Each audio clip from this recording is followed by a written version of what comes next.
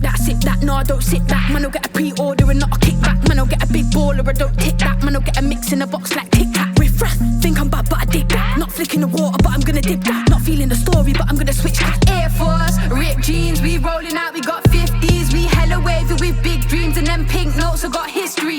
Air Force, ripped jeans, we rolling out, we got 50s. We hella wavy with big dreams and them pink notes, I got history. Mentesnot, I want to say uhuru.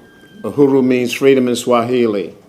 And I want to say to everybody in this room. Excuse me, can you state your name for the record, please? Mentesnot, Mentesnot. Yeah, that's a name. That means anything possible in Swahili. And I want to say uhuru. Uhuru means freedom in Swahili. And I say we as African people should always be thinking about our freedom. And one thing we know is, just what I said, they try to scare black people up to not come down here. They try to make, long time ago you can use the word, but now you can't because it's offensive. They try to make punks and sissies out of us. They got somebody telling you how to act and about decorum in a public meeting. You must be talking to these little kids right here. You can't be talking to no adults. No talking, please. No cheering. No congratulating. No nothing. You ever seen the British Parliament and how they operate? That's how people operate in a political forum. This ain't your building. This the taxpayers' building.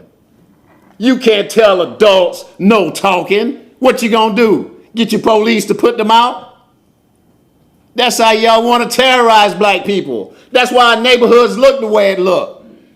That's why black people stay so scared. We stay scared. Because they got fools like y'all trying to tell people what to do and how to act, even with the culture. Y'all oppose the way we dress, the way we look, the way we wear our dreads. Y'all hate everything about us. I object, Madam Chair. I'm sorry. I object He is to this. speaking. I know, Mr. but he needs to have support as well. Mr. Clandendon, let the public speak. He is free to speak, and he has his time. Reset the clock for Mr. Matusa, please. No, please allow him to speak uninterrupted. You may continue, sir.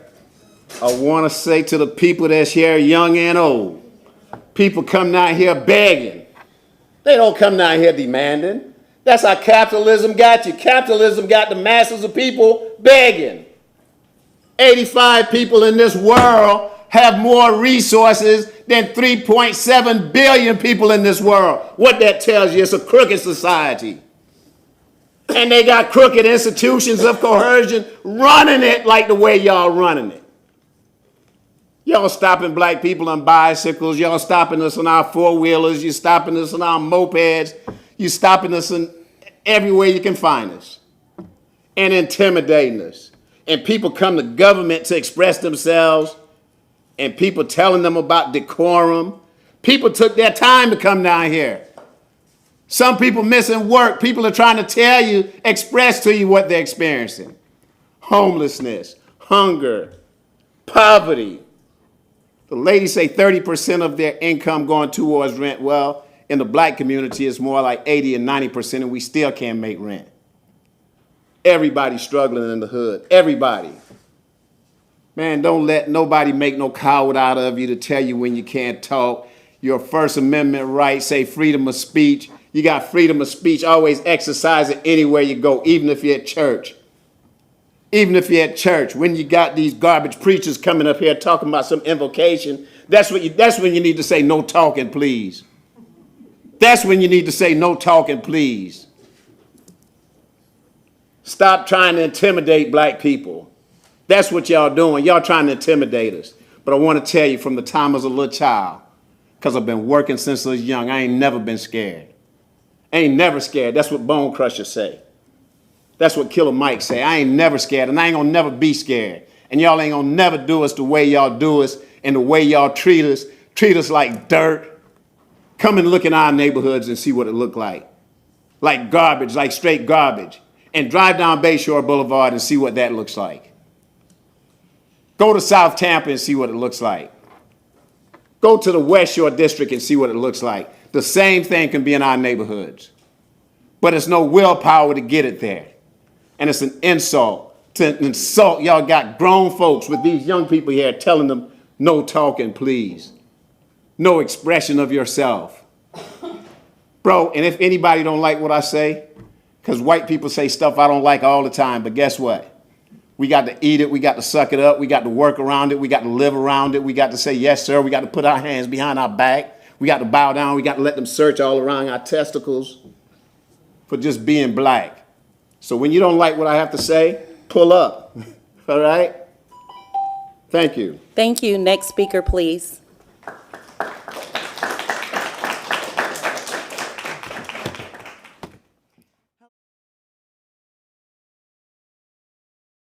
Speaker, please. Good morning, Council. Robin Lockett. First of all, I want to say, Councilwoman Henderson, thank you. Because this is a space of freedom of speech. As long as someone is not disrespecting you, calling you out by your name, calling you out by your name, everybody has the right to speak from a different lens. Because when people come up here, they're looking at things from their lens. When every one of you guys were on the campaign trail, all I heard about was affordable housing, attainable housing, the bragging of that 30%. Councilwoman Henderson and Councilman Clendenin, I want to call y'all Gwen and Allen, but you guys weren't involved in that, right? But you heard the rejoice and the proudness of the city council members saying, hey, you know what, CRA, we talked to them, they got 30%, as a solution, right? Everything dealing with housing is a puzzle.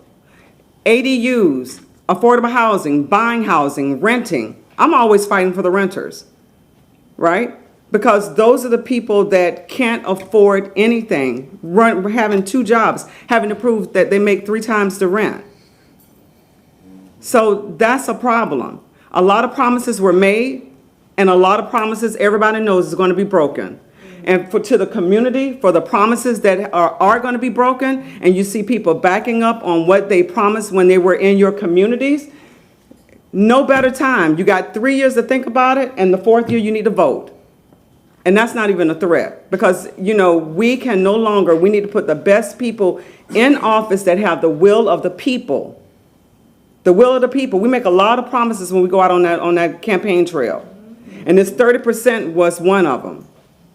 Acknowledgement of it.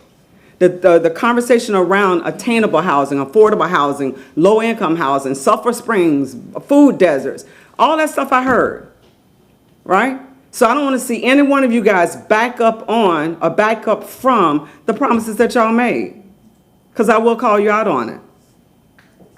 So make the right decision. There's always a way people can get what they need. They may not get everything at one time, but there can be, as a young lady I want to call you, plan to make it work. People are here pouring their hearts out. You sit in a different seat. You have access, you have resources, but people don't. So I need for this council to stand by what they said when they went on that campaign trail and make it work, regardless as to the things that the people that's talking in your ear. Listen to the people. Thank you. Thank you. Next public comment.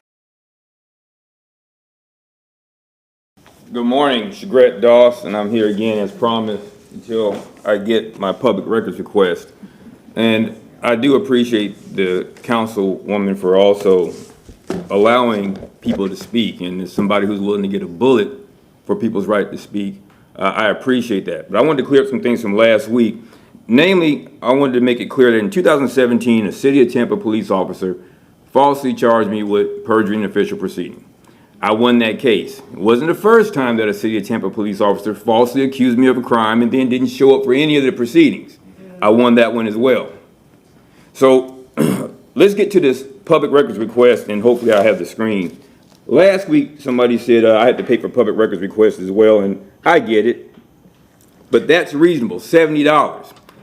Not the $10,640 that the City of Tampa thought I should pay for public records that you should have had when you prosecuted me.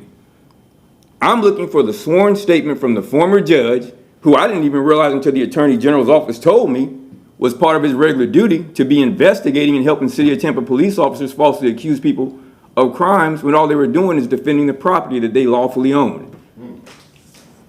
And I'm looking at these young people here, and I'm hoping that the day doesn't come that when they own property, if something comes up and they want to defend it, that not only a judge, but the City of Tampa will send its goons to tell them, hey, you can't even defend the very property that you own, despite the provisions in Article 1, Section 2, and 9 of the Florida Constitution, as well as your 5th, 9th, and 14th Amendment rights under the United States Constitution. But my problem here is, as it always is going to be, I know that this document doesn't exist. And if it exists, just give it to me. You're running your lawyers up here to the federal court claiming that the judge is operating within his regular function. For 7 years now, well, 2017 to now, I've been looking for the document, the sworn document that somebody gave your police officer that initiated the investigation. And I can only wonder how many other men and women who look like me especially get falsely accused of crimes and usually just fold under the pressure. But because I did take an oath like the people up here did, a different kind of oath, to support and defend the Constitution against all enemies, whether they were foreign or domestic, I stood in there and fought for what I think is my right. So what I want to say is this. I don't think it's my right, I know it's my right. If there's a regulatory agency looking at this meeting, maybe you should come back into the City of Tampa. Forget about the bicycle tickets and all that other stuff. See how many foreclosures were enacted by people who didn't even have standing. How many houses have been taken improperly in this city, or because of this city, because my properties actually were outside the city limits. But it seemed to have bothered quite a few people to include police officers in the City of Tampa.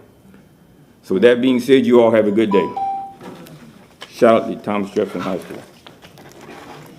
Thank you. Next That sit speaker, that, no, I don't please. sit that. Man, I'll get a pre-order and not a kickback. Man, I'll get a big baller, I don't tick that. Man, I'll get a mix in a box like Tic Tac. Riff raff, think I'm bad, but I dig that. Not flicking the water, but I'm gonna dip that. Not feeling the story, but I'm gonna switch that. Air Force, ripped jeans, we rolling out, we got 50s. We hella wavy with big dreams and them pink notes, I got history. Air Force, ripped jeans, we rolling out, we got 50s. We